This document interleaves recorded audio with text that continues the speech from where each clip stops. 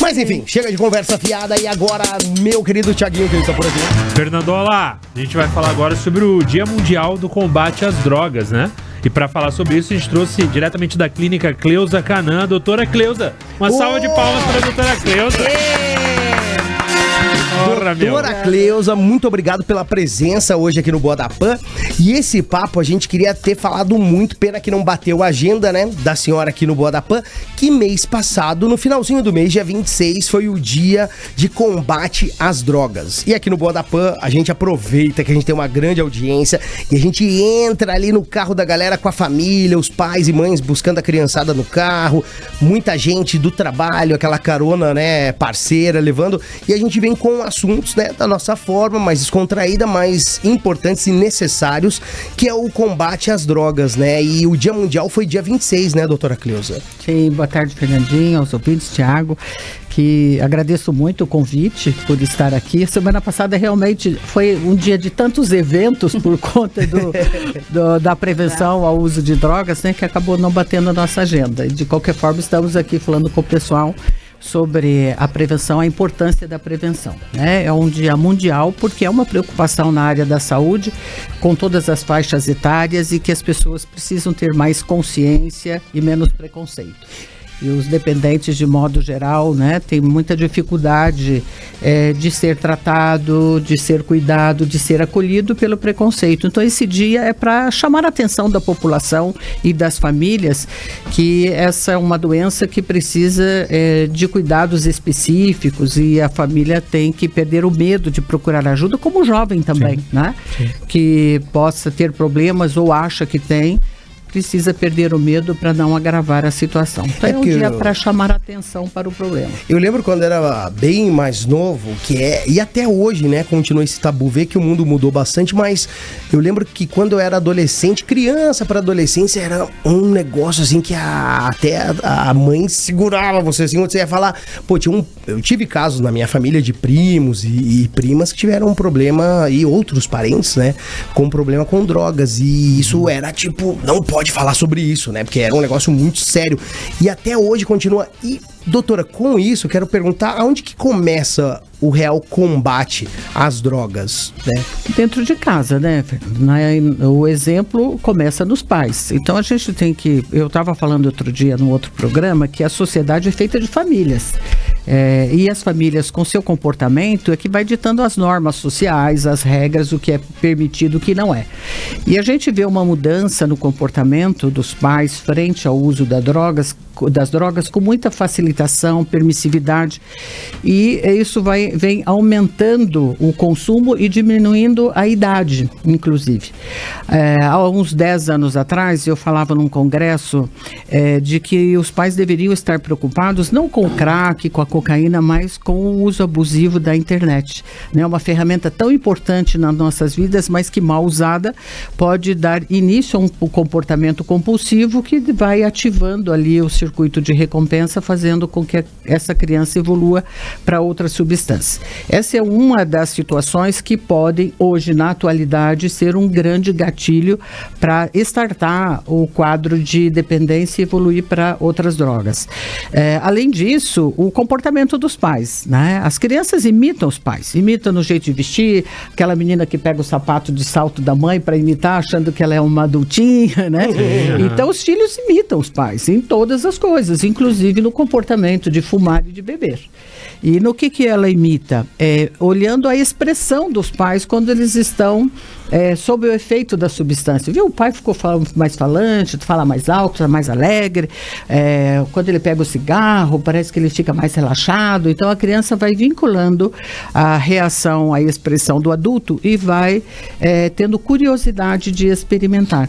Se ele tiver a substância dentro de casa, que eu falo que a primeira pessoa que permite a experimentação das drogas são os adultos cuidadores. Pode ser os pais ou outras pessoas que têm álcool dentro de casa, nas festas de criança, e não tem controle nenhum, né? Nem sobre os acessos da internet, muito menos se ele está experimentando alguma substância que tem ali. Então, a prevenção começa dentro de casa, certamente, com os pais refletindo sobre qual é a regra e qual é o comportamento, né, que desejado sobre isso. Dentro da tua mãe, ela te dava medo.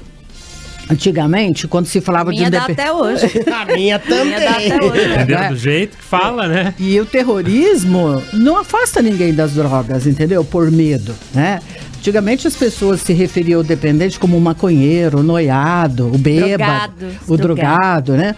E hoje a gente já olha de um jeito muito mais sério, né? Não é mais essa visão de que o cara não tem moral, de que a pessoa é uma que não tem vontade. A gente olha que é uma pessoa doente e que ela precisa de tratamento. Então é bem isso, as pessoas têm que perder o medo, né? Não é com terrorismo, com ameaças ou com chantagens que você vai alertar as pessoas sobre a gravidade que é essa doença. E eu acho que até as pessoas daí, a pessoa que ela usa, que ela tem o vício, ela fica com vergonha de conversar e de pedir ajuda, né? Por causa da forma que as pessoas colocam, né? Coloca, que nem o Fernandinho até brincou, falava, isso é errado, não toca nesse assunto, e aí a pessoa que tem o problema, ela não toca nesse assunto, entendeu? Nesse assunto. Ou os pais, né, Tiago, falam assim, se você usa drogas, eu te interno. Se você usa drogas, eu vou mandar te prender. Então, o tratamento, a internação, já é visto pelas pessoas desde pequeno como um castigo, como uma punição. Além deles sentirem vergonha de ter o problema e ter medo de ser excluído da sociedade por essa visão moralista, acabam também não vendo o tratamento como uma ferramenta de ajuda, e sim como um castigo. Então você vê que vai complicando as coisas, né? A forma das pessoas pensar e falar sobre o assunto marginaliza em todos os sentidos. E a pessoa que muitas vezes precisa de ajuda, necessita de orientação, necessita de apoio, vai se escondendo e se isolando cada vez mais da sociedade, né? E da própria família. Então é muito comum o dependente ter o cantinho dele lá, né? E a família vai fingindo que não vê. Então tem o que a gente chama de negação da família, não é só não falar, como você disse, né? Por vergonha ou por raiva. A família sente muita raiva quando descobre que tem a droga e aí quer punir, quer castigar, acha que ele está fazendo isso por uma vingança ou coisa parecida. Então a gente tem que chamar a atenção de que tanto o dependente, quando ele se vê em uso, ele precisa buscar tratamento, precisa superar esse medo, né? E encontrar no profissional, encontrar na instituição que o acolhe como um apoio para que ele possa superar, porque é uma doença muito grave. Para você ter ideia, é a principal causa de mortes entre jovens de 18 a 25 anos de idade, ou por suicídio, ou por acidente, ou por violência. Então a gente tem que ter uma preocupação, né? E cada vez eles estão começando a usar mais cedo, trazendo inclusive complicações psiquiátricas permanentes. E doutora Cleusa, com base nisso, como que é o tratamento? Como que ele começa, a base dele para um dependente químico? Então, diante disso que a gente está falando, do medo, da vergonha, né, das confusões que a droga... Onde tem droga tem confusão, onde tem álcool tem confusão, né? Seja confusão mental, emocional ou relacional. Então, diante disso, o dependente, ele evita procurar tratamento. Sempre o primeiro passo para ajuda é o familiar ou a pessoa que vive junto com o dependente. Como ele está anestesiado pelo efeito da droga, ele não vê que ele tem problemas e que ele precisa de ajuda. Normalmente, quem observa essas mudanças que vão ocorrendo na vida dele é o familiar. Então, cabe à família dar o primeiro passo, que é procurar um especialista. Hoje as pessoas estão buscando, né, aí na internet, no Google, como tratar, como falar, e acha que isso é suficiente para fazer uma abordagem. É um equívoco isso, né? A gente tem que analisar o histórico, a dependência química ela é multigeracional, a gente tem que olhar a história dos avós, dos tios, dos pais, porque sempre nós vamos encontrar outras pessoas na família que também têm a doença, e esse diagnóstico feito pelo profissional é que vai determinar que tipo de tratamento. Então, internação, por exemplo, não é para toda pessoa que usa droga, né? Mas tem pessoas que usam drogas e são dependentes que necessitam de internação para proteger a própria vida dele, porque senão ele se coloca num risco, né? E quem decide isso é a família, junto com o profissional. O ChatGPT não resolve tudo. Precisamos de profissionais. Não, e é um mal, né, que a humanidade tá criando, que acho que ali, né, já começava com o Google, né, perguntando tudo, agora com um monte de IA por aí, mas tem que, gente, é um assunto muito sério, então envolve vidas, famílias, né, que não é só, o problema não é só, né, do dependente, é da família toda, né? Uma série de outros problemas e conflitos, eu falo, exatamente, eu falo, inclusive no meu livro, Faça Certo Que Dá Certo, que está na Amazon. Qual o livro que é, doutora? Faça Certo Que Dá Certo, um guia de transformação do dependente químico. Eu já tenho a reedição dele, agora estou escrevendo o guia para o terapeuta, né? Que logo já vai estar aí também. Mas eu falo lá que o uso de drogas é como você jogar uma pedra numa água parada, vai formando ondas, não é? A primeira onda que se forma é o dano no indivíduo. A segunda é na família, a terceira no social e a última no trabalho, na vida funcional. O processo de recuperação segue esta mesma ordem. A gente cuida do indivíduo, eu não trato da droga, eu trato de quem usa droga, né? Sim. Então, a primeira onda é o indivíduo, como? Ele se conhecendo a doença, e através desse entendimento, ele vai ter ferramentas que vai usar para se proteger da doença, que não tem cura, mas tem controle, e como que ele pode viver num mundo que tem disponibilidade de álcool e drogas sem usar. Isso fortalece o indivíduo.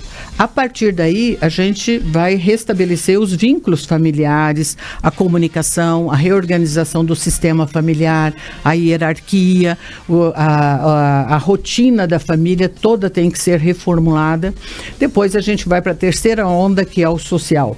Como ele frequentar festas, como ele ir a restaurantes, como ir a um churrasco e não beber.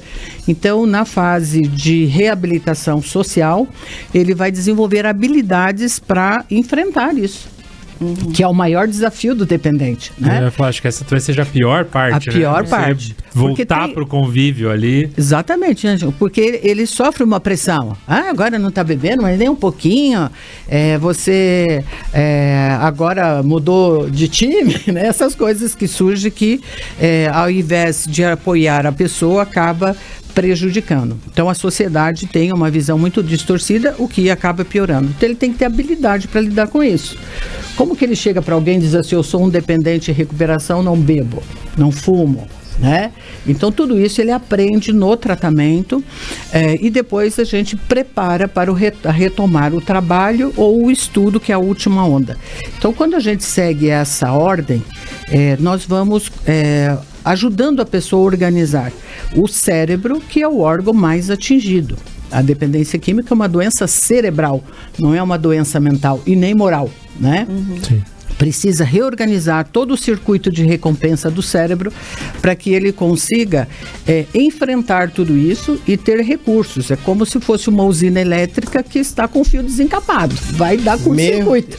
Então, a gente tem que ligar tudo de novo, né? E na tomada certa, né?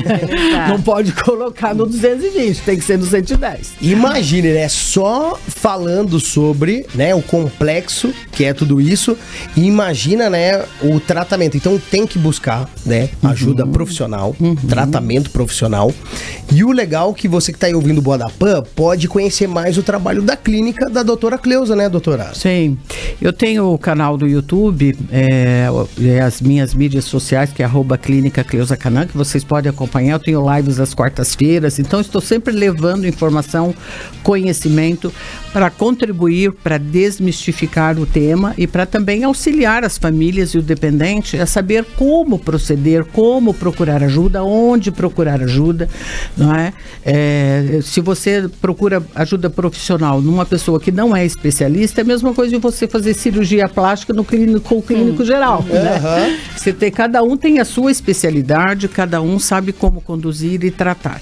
Então, lá eu tenho o hospital em Piraquara, que é para desintoxicação, que é a primeira fase do tratamento, em regime integral, com uma equipe multidisciplinar. Lá eu tenho 69 colaboradores para dar assistência aos pacientes e às famílias. No meu programa, o que diferencia é esse acolhimento da família, que também tem suas feridas emocionais e precisa cicatrizá-las para enfrentar o passo a passo. Então, dentro do programa, eu acolho não só o dependente, mas todas as pessoas envolvidas com ele. Passada essa primeira etapa, que é em Piraquara, ele segue o tratamento aqui em Curitiba. Eu tenho a clínica ali na Vila Isabel, que é o Hospital Dia, onde ele vai desenvolver essas habilidades, né? E depois vai para uma terceira fase, que é a manutenção. Então, ele recebe atenção da parte médica, da parte psicológica, tem cuidados de enfermagem, tem cuidados também na área espiritual, porque sem esse entendimento, né, do sentido da vida e do propósito de estarmos aqui, a pessoa não colabora, ela desiste facilmente de se ajudar. Então, no meu programa, o que diferencia em relação, além de ser uma metodologia, que é o Faça Certo que dá certo, baseado na terapia cognitivo-comportamental, também eu alio esse programa familiar e a espiritualidade. Então, a psicologia associada à medicina, essas 4 frentes vai ajudá-lo a recuperar sua saúde física, sua saúde mental, sua saúde emocional e saúde espiritual, que isso vai fortalecê-lo diante do social. Então, é um método. A desintoxicação não é meramente afastá-lo do álcool e da droga. Vamos lembrar que o álcool é a substância mais consumida, que traz mais problemas e é a porta de entrada e está dentro da casa das pessoas, né? E tá muito, hein? Muito. É uma reconstrução, né? É uma reconstrução. Eu ia até falar, doutora, que a gente pensa sempre... Última pergunta rapidinho. A gente pensa sempre nas drogas ilícitas, né? E tem o álcool, que é um grande vilão muito presente. E a nicotina com os vapes, né? Sim, e cada dia mais cedo, né? Eu tenho notícias de crianças com 12 anos fumando vape hoje em dia, né? E não faz bem pra idade nenhuma. Mas assim, eu queria uma dica da doutora pra a própria pessoa, como ela identificar, porque às vezes tá muito associado ao social, à festa, ao lazer, à fuga. Eu tô cansado, vou beber hoje. Vou usar tal coisa. Como então, assim, escape psicológico, como né? a pessoa consegue fazer essa avaliação? Tipo, porque ela acha que ela tá no controle. Como ela consegue fazer essa avaliação quando ela ainda tá nessa virada, indo pro lado negro?